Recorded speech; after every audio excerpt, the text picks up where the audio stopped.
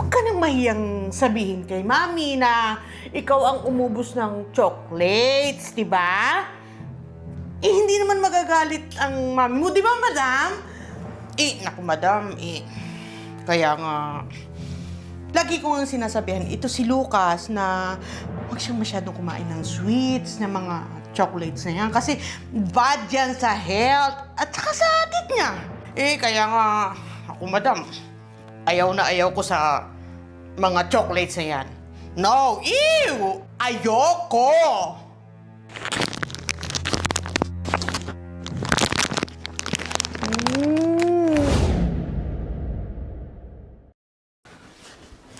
Ayun.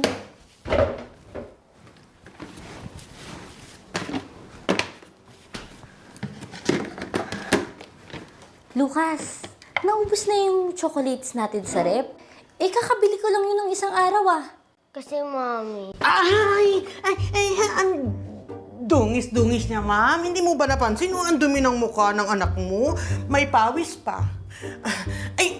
Naku, Madam. Ito kasing anak mong si Lucas, sobrang lakas kumain ng chocolates. Oo, kaya nga, no, Lucas. Huwag ka nang mahiyang sabihin kay Mami na ikaw ang umubos ng chocolates, di ba? Hindi naman magagalit ang Mami mo, di ba, Madam?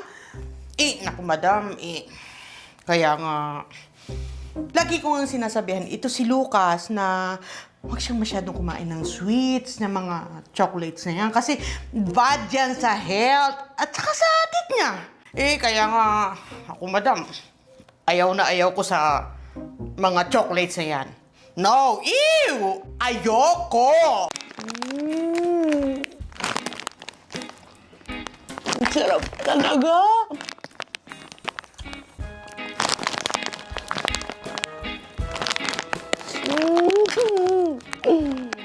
Ang sarap talaga ng mga imported chocolate!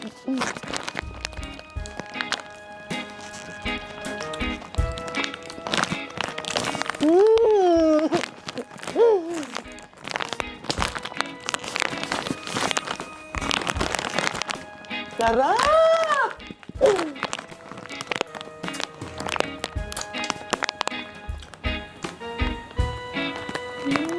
Diet ako pero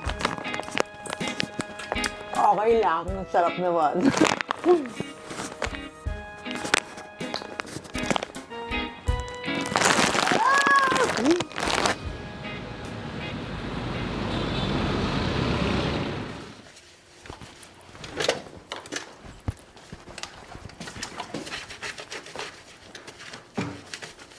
Ate, kumain na kayo ni Lucas?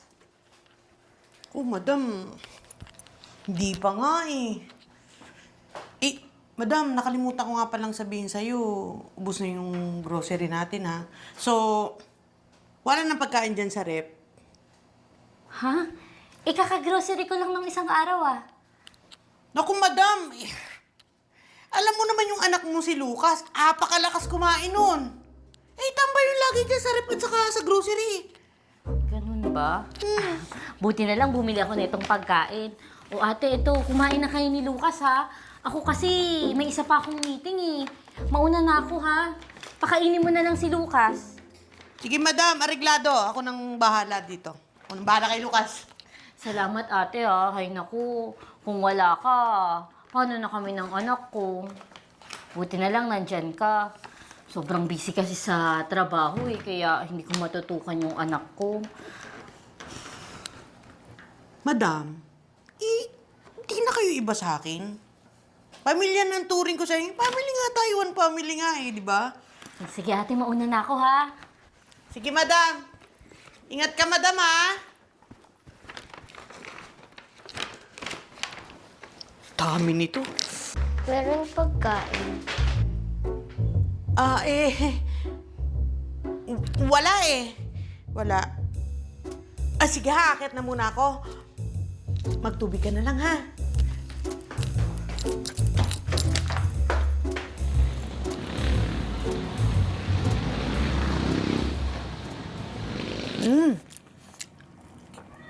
Ang sarap talaga.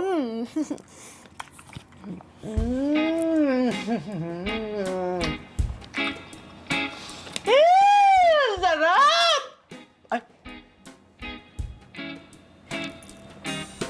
Baka marinig ako ng bata.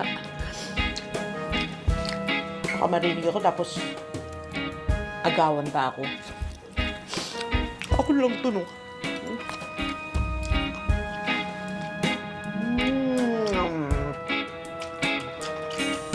Sarap.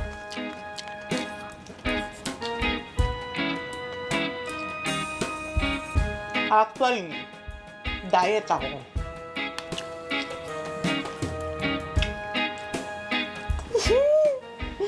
Sarap talaga.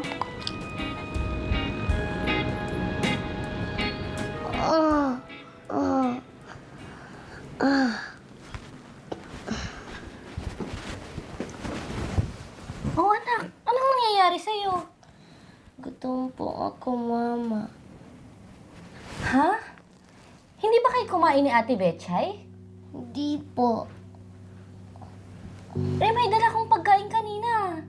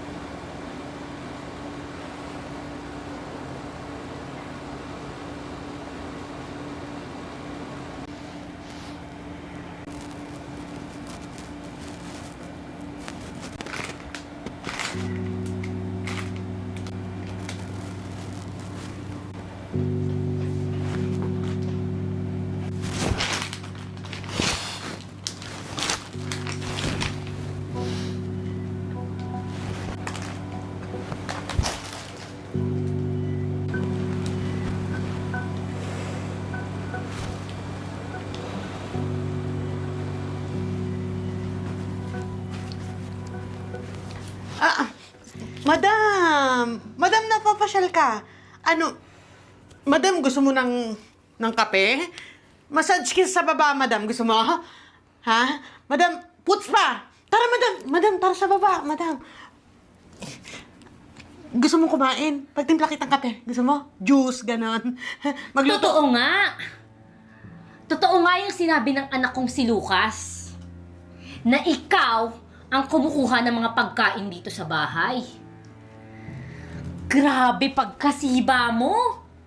Pati yung anak ko, kinawawa at ginutom mo. Kakagalit ka. Madam, grabe naman sa pagkasiba, madam. Medyo below the belt na yun, ah. Madam, ganito nga kasi yun. Siyempre, sumisafety lang ako, madam, para sa panahon ng kagutuman, meron ako, di ba? Ganun lang yun. Kapal ng mukha mo. In expense of my son? Umalis ka na. Baka kung ano pa magawa ko sa'yo, umalis ka na. Pero, madam. Umalis ka na. Umalis ka na.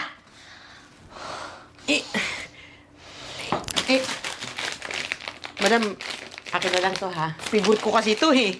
Oo, ito pinakagusto, akin na lang to, ha? Ha? Akin na, kunin ko na lang to. Umalis ka na. Kukunin mo yan o ipapakulong kita. Ma'am, Umalis ka na. madam. Umalis ka na. Gigigil na ako sa'yo. Umalis ka na, sabi. Madam naman, wag mo. Tatawag na ako ng pulis. Eto na. Oh, ayan na, alis na.